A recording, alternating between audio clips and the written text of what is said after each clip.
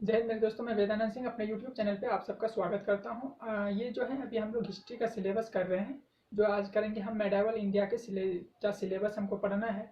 और वो चीज़ें जो हमारे स्टेट पीसीएस और यूपीएससी जैसे एग्जाम में पूछे जाते हैं, उसके पॉइंट ऑफ व्यू से पूछेंगे पढ़ेंगे।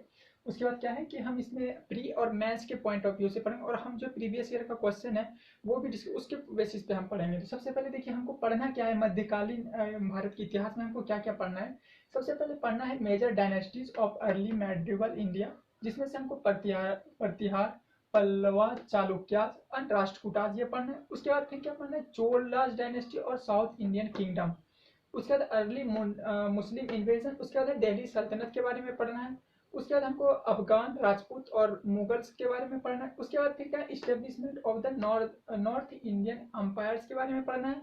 उसके बाद फिर क्या है, मुगल एम्पायर के बारे में पढ़ना है। उसके बाद है हमको Marathas and other Indian states के बारे में पढ़ना है। अब है डिक्लाइन ऑफ मुगल एम्पायर के बारे में पढ़ना, और लास्ट में जो है ये विजयनगर एम्पायर है। ठीक है, तो इसके सिलेबस तो बहुत बड़े हैं, लेकिन हम इसमें एक बार डिस्कस कर लेते हैं कि क्या क्या इसमें क्या क्या पढ़ना है। तो चलिए स्टार्ट करें। इसमें जैसे कि ये आपके बुलेट्स पॉइंट्स हैं, ये टॉपिक्स हैं, और आपके इसके अंदर जो सब टॉपिक्स हैं वो हम क्या डिस्कस करेंगे आने वाले लेक्चर्स में। तो जैसे जैसे देखिए, पहले में जो मेजर डायनेस्टीज हैं जैसे कि प्रतिहाराज हैं, तो प्रतिहाराज में हम क्या करेंगे, जो 8 से 10 सेंचुरीज के बीच में उनका वो डिस्कस पढ़ेंगे। उसके बाद है जैसे ये है पल्लवाज डायनेस्टी है। पल्लवाज डायनेस्टी जो है 8 से 11 सेंचुरीज के बीच में आते हैं। फिर चालुक्याज पढ़ेंगे। चालुक्याज के बाद फिर हम इसमें एक इसको ट्रिपार्टाइट भी बोलते हैं। तो उसके बाद फिर हम क्या पढ़ेंगे, जो है जैसे कि उसमें राष्ट्रकूटास के बारे में पढ़ेंगे। राष्ट्रकूटास के पढ़ने के बाद फिर जो पल्लवाज का पढ़ेंगे इसमें। उसके बाद फिर चालुक्यास के बारे में, राष्ट्रकूटास। उसके बाद इंडियन फेडरलिज्म के बारे में पढ़ेंगे। उसके बाद पढ़ने के बाद हम इंडिया इसके सोसाइटी के बारे में। इसके बाद इसका एडमिनिस्ट्रेटिव सिस्टम जो हम सभी डायनेस्टीज के पढ़ेंगे, एक का नहीं सभी के, ये कॉमन है इसमें। और उसके बाद सोसाइटी एंड कल्चर के बारे में पढ़ेंगे। और उसके बाद है इकोनॉमी और क्या क्या इनका डिक्लाइन का क्या क्या रीजन था। अब जैसे देखिए ये पहला तो हो गया। अब जो सेकंड्स में पढ़ेंगे, सेकंड में जैसे कि Cholas and south Indian states हैं, इसमें हम लोग क्या क्या पढ़ेंगे। जैसे कि मैंने हिस्ट्री वाले सेक्शन में जो कोई प्रीवियस वीडियो था उसमें भी बताया था कि चोलास एंड चालुक्यास था। तो इसमें हम लोग क्या पढ़ेंगे, चोलास के रूलर्स थे और उसका पॉलिटिकल हिस्ट्री पढ़ेंगे। उसके बाद क्या है, इनका एडमिनिस्ट्रेटिव सिस्टम भी पढ़ेंगे। इसके अंदर एडमिनिस्ट्रेटिव सिस्टम पढ़ने के बाद हम इसमें सोशल इकोनॉमिक लाइफ भी पढ़ना है। उसके बाद इसके बाद क्या है, एजुकेशन सिस्टम भी पढ़ना है। उसके बाद इसमें इसका चेराज पे आते हैं, जो कि 8 to 12 सेंचुरीज के बीच में आते हैं, वो पढ़ना है इसमें। उसके बाद इसमें क्या है कि जो है यादवाद जो है ये भी पढ़ना है इसमें। उसके बाद इसमें है कॉन्टेक्ट विद जो साउथ इंडियन स्टेट, ये भी पढ़ना है। अब देखिए जैसे आता है अब जो थर्ड है, ये है अर्ली मुस्लिम इन्वेजन। अब देखिए अर्ली मुस्लिम इन्वेजन में हम इसमें पढ़ते क्या है, सिंपल जो अरब का क्या क्या जो है कंक्वेस्ट ऑफ जो था सिंध के बारे में पढ़ना। उसके बाद महमूद गजनी के बारे में पढ़ना, और उसके गौरी के बारे में पढ़ना। ये हम अर्ली मुस्लिम इन्वेजन में पढ़ेंगे। अब देखिए दिल्ली सल्तनत, इसमें बहुत वास्ट टॉपिक है, तो हम इसको कुछ ट्रिक से याद करने का कोशिश करेंगे। तो इसमें देखिए मुझे क्या क्या पढ़ना है। इसमें सबसे पहले तो ये स्लेब डायनेस्टी पढ़ेंगे, खिलजी डायनेस्टी पढ़ेंगे, तुगलक डायनेस्टी पढ़ेंगे। उसके बाद ये सब चीजें पढ़ने के बाद हम क्या करेंगे, इसके सबसे की तुगलक डायनेस्टी का भी हम डिटेल में जाएंगे। इतना नहीं, डिटेल में जाने के बाद क्या होगा कि हमको कुछ ना कुछ उससे और भी चीजें पता चलेंगे कि क्या क्या हमको बेसिकली पढ़ना है। उसके बाद फिर जैसे कि खिलजी डायनेस्टी में आएंगे, तो खिलजी डायनेस्टी में भी हमको क्या पढ़ना है वो भी पता चलेंगे। इस तरह से करते करते हम क्या करेंगे, जैसे कि इसमें ये पढ़े। उसके बाद जो और भी डायनेस्टी हैं, जो जिसमें सैयद डायनेस्टी आ जाते हैं, उसके बाद दोडी डायनेस्टी आ जाते हैं। उसके बाद क्या है कि जो है मंगोल मंगोल का भी बारे में पढ़ेंगे। उसके बाद एडमिनिस्ट्रेटिव सिस्टम के बारे, इकोनॉमिक कंडीशन के बारे में भी पढ़ेंगे, इसमें क्या क्या इकोनॉमिक कंडीशन क्या था। उसके बाद इसमें साइंटिफिक नॉलेज के बारे में भी पढ़ेंगे। उसके बाद फिर चैलेंजेस क्या क्या थे वो पढ़ेंगे। अब देखिए ये तक तो हो गए। अब देखिए ये जो है ये बहुत ही इंपॉर्टेंट है, क्योंकि इसमें हमको बहुत सारी चीजें पढ़ना है। और ये जो है मेजर पता होना चाहिए वो। देखिए इसमें है जैसे सबसे पहले लोधी और बाबर के बीच में क्या क्या स्ट्रगल हुए थे वो पढ़ना है। उसके बाद बैटल ऑफ पानीपत आ जाते हैं।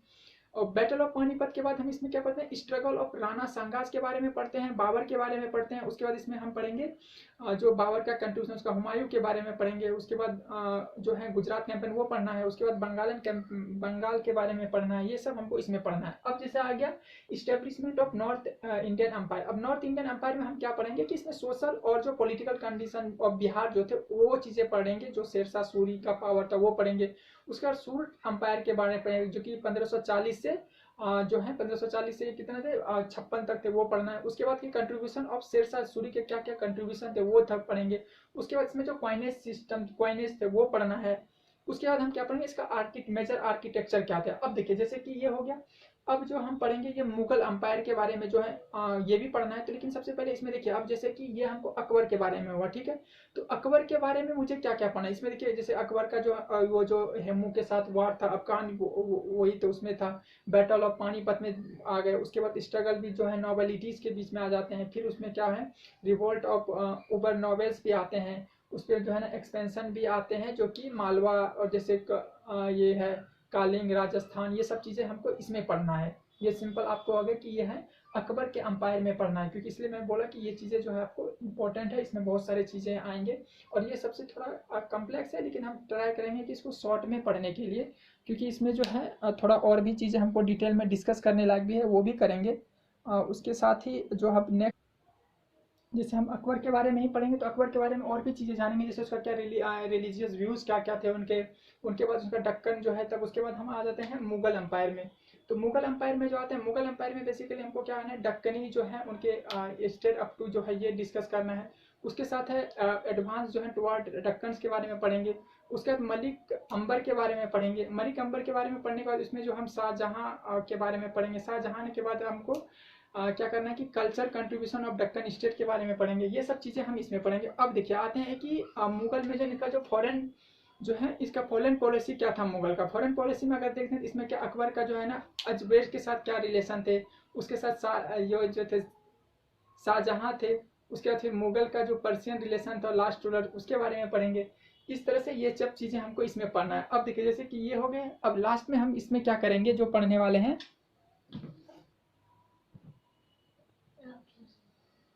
उसके बाद जो हम इसमें करने वाले हैं, जो मुगल अंपायर में क्या क्या इसके कमियां थी और क्या क्या इसमें जो है क्या क्या क्राइसिस, उसके बाद क्या क्या इसमें क्लाइमेट क्या कहते हैं। उसके बाद हम इसमें जो है मराठाज आ जाते हैं, मराठाज एंड दक्कन के बारे में पढ़ते हैं। तो मराठाज में हम क्या क्या पढ़ेंगे, राइज ऑफ मराठा, जिसमें कि उसका अर्ली कैरियर ऑफ शिवाजी के बारे में पढ़ेंगे। उसके बाद ट्रीटी ऑफ पुरंदर पढ़ेंगे। उसके बाद हम इसमें पढ़ने के बाद औरंगजेब के बारे में पढ़ेंगे, औरंगजेब और दक्कन के जो स्टेट थे ये बारे में पढ़ेंगे। उसके बाद हम मराठाज और दक्कन के बारे में पढ़ेंगे।